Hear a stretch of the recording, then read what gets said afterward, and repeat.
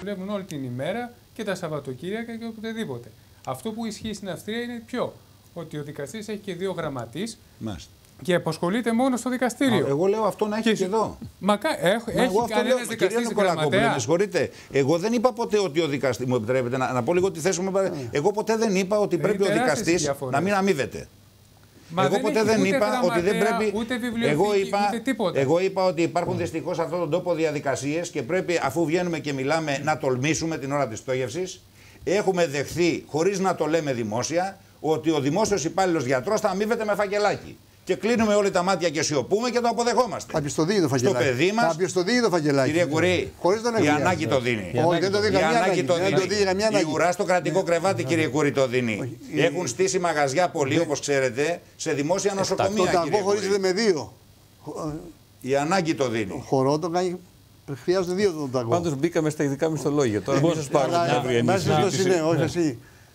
Κύριε Τσαγκάρη, το θέμα είναι το εξής. Πιστεύει ότι δηλαδή ο ασθενής ότι θα τον σφάξει ο χειρουργός αν του δώσει το φακελάκι? Δεν θα εγχειριστεί, πιστεύει, κύριε Κουρί. Και αυτές είναι οι καταγγελίες του. Και ο άλλος ασφαλισμένος, κύριε Κουρί, απόψε πήγε στο Κρήτη στο τυμπάκι. Γιατί δεν καταγγελνιάσει να πάρει τα φάρμακά του. Ο ασφαλισμένος σήμερα εδώ, ο κύριος Βαβουγιός, είναι ήδη συνταξιούχος. Πάει το πρωί στο φαρμακείο του με τα ένσημά του και με τα ασφαλιστήριά του άνθρωπος. Και υπάρχει ο τυφλός, υπάρχει και ο κουτσός, υπάρχει και ο ανάπηρος σε ένα κράτος που δεν σέβεται τις αδύναμες ομάδες. Δηλαδή ο φαρμακοποιός πρέπει, υπάρχει κανένας επαγγελματίας που του λέει δωρεάν και δίνει το προϊόν που πουλάει και δεν ξέρει πότε θα πάει τα λεφτά?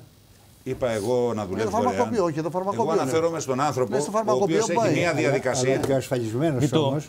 Ο ασφαλισμένος καταβάλει κανονικά κάθε μήνα τις φορές του. Όχι στο φαρμακοποιό. Όχι στο φαρμακοποιό. Να το δούμε. Δεν φταίει ο ασφαλισμένος επειδή το κράτος του προστάει. Δημήτρη, βάλε μια κουβέντα να δούμε μετά στο θέμα του ΕΟΠΗ για τις υγείας. Να κλείσουμε, κύριε Νικολακόπουλε. Είπαμε, μιλάμε για 30%. Το είπε και σε μια συνέντευξη και ο κ. Χατζηδάκης ότι θα είναι από αυτό που είπαμε και πριν, το 30% του μισθού. Πώς θα γίνει αυτό? Ποια τράπεζα θα πάρει πρώτη από αυτό το 30%, αν μπορεί να πάρει? Θα είναι τα στεγαστικά που θα πληρωθούν πρώτα? Θα είναι τα καταναλωτικά? Θα γίνει καταναλογία? Πώς θα γίνει?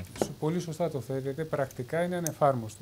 Σαν σκέψη μπορεί να θεωρηθεί σωστή από την άποψη πια. Όπως είπε και εδώ ο αγαπητός συνάδελφος, στη διαδικασία του ειρηνοδικείου με τον νόμο Κατσέλη, εκεί βλέπουμε κάποιες δικαστικές αποφάσεις οι οποίες είναι έξω από την πραγματικότητα. Δηλαδή, βγαίνουν δικαστικές αποφάσεις που λένε ότι με 200-300 ευρώ μπορεί μια οικογένεια να ζήσει. Υπάρχουν και αντίθετες όμως, έτσι. Ναι, που είναι πάρα πολύ ευνοϊκές. Σίγουρα. Και τολμηρές. Οι δικαστές έχουν υπερβεί πολλές φορές και τα γραμμένα στον νόμο. Ναι. Εδώ κάνω μια μικρή παρένθεση. Σήμερα κατέθεσα πρόταση στο Υπουργείο για την τροποποίηση του νόμου, τουλάχιστον σε 6 σημεία που είναι δραματικά να υπάρχουν στη συγκεκριμένη εποχή αυτά τα 6 σημεία, γιατί πραγματικά αυτά που πρέπει να αλλάξουν είναι πάνω από 15. Τώρα δεν είναι της παρούσης, αλλά μπορώ επιγραμματικά να πω 2-3 πράγματα. Ένα από αυτά είναι αυτό, ότι πρέπει ο νόμος να θέτει κάποια κριτήρια για τη διαβίωση μιας οικογένειας. Δεν μπορεί ο άλλος, επειδή παίρνει 700 ευρώ, να βγει δόση. Θα πρέπει να του δώσει το δικαστήριο, να έχει τη δυνατότητα ο νόμος να δώσει το δικαστήριο αναστολή πληρωμής, να μην πληρώνει καμία δόση. Μιλάμε και για εισοδήματα 300 και 400 ναι, ευρώ. Ή το 700 για μια οικογένεια. Επειδή διαβίωση 300 ευρώ, έτσι. Ναι. Που δεν ζει άνθρωπος με 300 λοιπόν, ευρώ. Πώς είναι δυνατόν? Οι τράπεζες παρεμβαίνουν σε αυτές τις δίκες. Δυστυχώς οι τράπεζες όχι μόνο παρεμβαίνουν. Αντιμετωπίζουμε, επειδή οι περισσότεροι καταναλωτές έχουν πολλές οφειλές σε τράπεζες, μια στρατιά δικηγόρων και μια συνέχεια, μια λίστα ενστάσεων για το κάθε τι. Παραδείγματος χάρη, ένα το οποίο πρέπει σίγουρα να αλλάξει. Στην αρχή του ο νόμος λέει ότι προστασία έχει ο δανειολήπτης εφόσον, να το πω απλά, δεν είχε κάποια αμελή ή δόλια συμπεριφορά στη διαχείριση των οικονομικών του. Αυτός είναι ένας όρος που δίνει στις τράπεζες το πλεονέκτημα να μπορούν για τον καθένα να τον κρίνουν και να πούνε ότι ο Νικολακόπουλος πήρε το δάνειο, αλλά δεν το διαχειρίστηκε σωστά, επομένως δεν έχει ανάγκη προστασίας. Πώς θα το κρίνει αυτό όταν έχουν κλείσει όλες οι επιχειρήσεις, όταν ο άλλος ξεκίνησε και πήρε ένα στεγαστικό δάνειο για να πάρει ένα σπίτι, το οποίο άξιζε χ ποσό τότε και τώρα έχει υποδιπλασιαστεί ή ακόμα πιο κάτω, με αποτέλεσμα να μην μπορεί ούτε να πάρει ένα συμπληρωματικό δάνειο να καλύψει τις ανάγκες του, ούτε να έχει κάποια εισοδήματα, παράδειγματος χάρη από μια ενοικίαση ενός ακινήτου.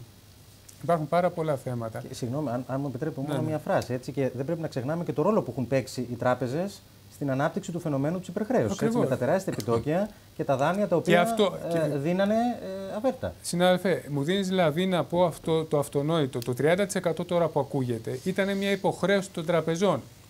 Ήταν ευρωπαϊκή σύσταση. Ήταν οδηγία της Ευρωπαϊκής Ένωσης υποχρεωτική που έλεγε ότι όταν θα πάει ο κύριος Ταλαμάγκας να πάρει ένα δάνειο, θα κοιτάξεις εσύ τραπεζική υπάλληλη στην υπηρεσία και θα πεις: εάν οι δόσεις που ήδη πληρώνει υπερβαίνουν το 30% του εισοδήματος, δεν του δίνω δάνειο. Όμως τι έκανε ο υπάλληλος? Έκανε τα στραβά μάτια, σέβαζε και υπέγραφε μια υπεύθυνη δήλωση ότι δεν οφείλω τίποτα άλλο, σου πέταγε δηλαδή το μπαλάκι και σου έδινε το δάνειο. Με αποτέλεσμα να δημιουργηθεί όλο αυτό το φαινόμενο της φούσκας. Ναι, αλλά με συνέπειες. Είναι και εντελώς αθώος τώρα. Όχι, σύμφωνα.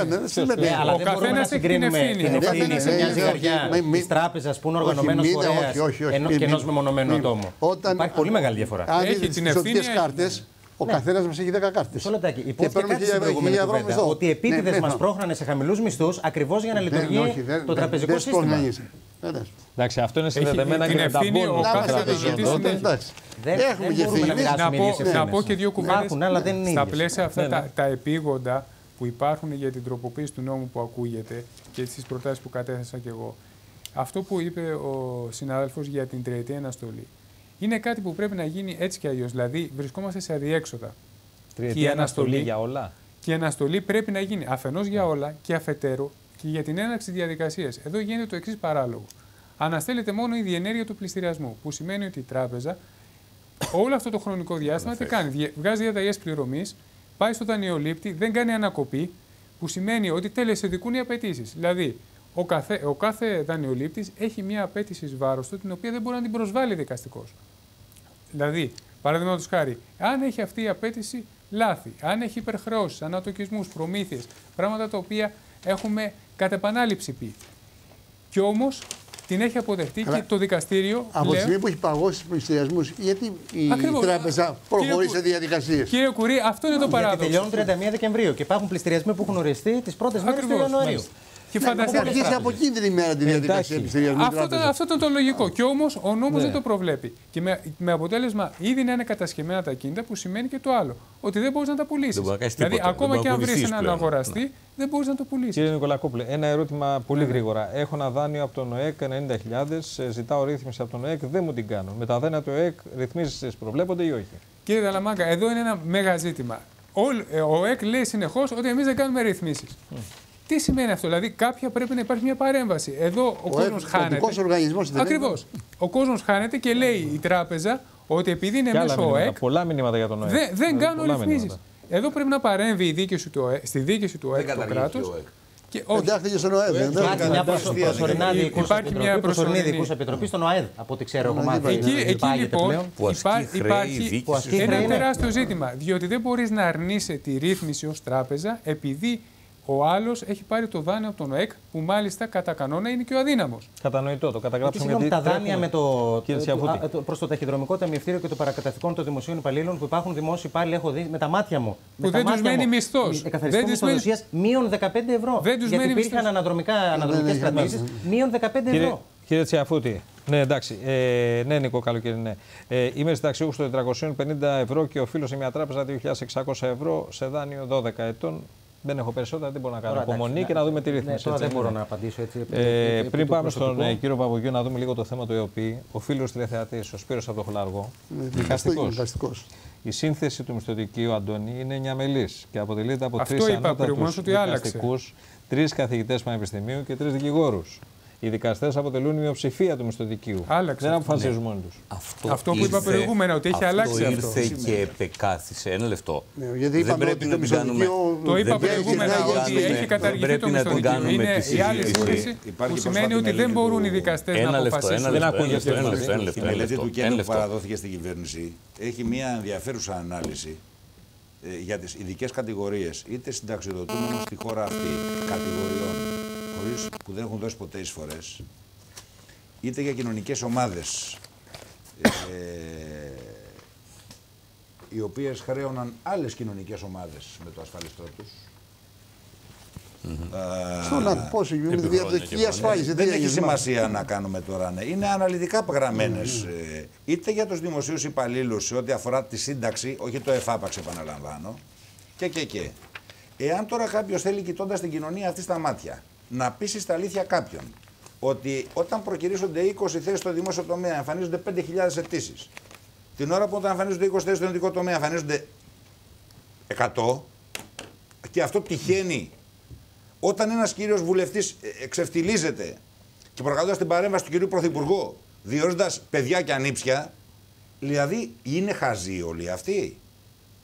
Η ανεργία τους όθησε. Όχι, για τους δικαστές λέμε. Για τους δικαστές λοιπόν υπάρχει αναφορά στη μελέτη του ΚΕΠΕ, πόσο αυξήθηκαν οι μισθοί τους, πόσο αυξήθηκαν. Και εν πάση περιπτώσει αυτά είναι ντοκουμέντα κρατά σε όχι, και πέραν αυτού. Η αύξηση των δικαστών. Όχι, ένα λεπτό. Επειδή ετέθη το θέμα επί λάθους ή μη λάθους. Πάντοτε μία αύξηση τίθεται επάνω σε ένα επίπεδο. Το επίπεδο αμοιβών των δικαστών, που ξεκινάει όντως από το μακαρίτη τον Γιώργο Παπανδρέου, διαμορφώθηκε με μεγάλο σεβασμό και σοβαρότητα, γιατί οι δικαστές όφυλαν να έχουν μεγάλους μισθούς. Στρεβλώθηκε με χυδαίο τρόπο, χωρίς να σκούξουν οι δικαστές, με το φαινόμενο των βουλευτικών αμοιβών, που δεν έχει καμία σχέση με αυτούς. Κανείς από τους δικαστικούς δεν ούρλιαξε. Δεν μίλησε τότε. Διότι η τιμή τους εφήγετο βιαιότατα, και στη συνέχεια όταν το πράγμα... Έσκασε λοιπόν κάποια στιγμή η κοινωνία, και τότε με άκρα υποκρισία έγινε η τριμερής του μισθοδικείου, που και η έκφραση και μόνο μισθοδικείο δικάζει για το μισθό σου. Αν είναι δυνατόν.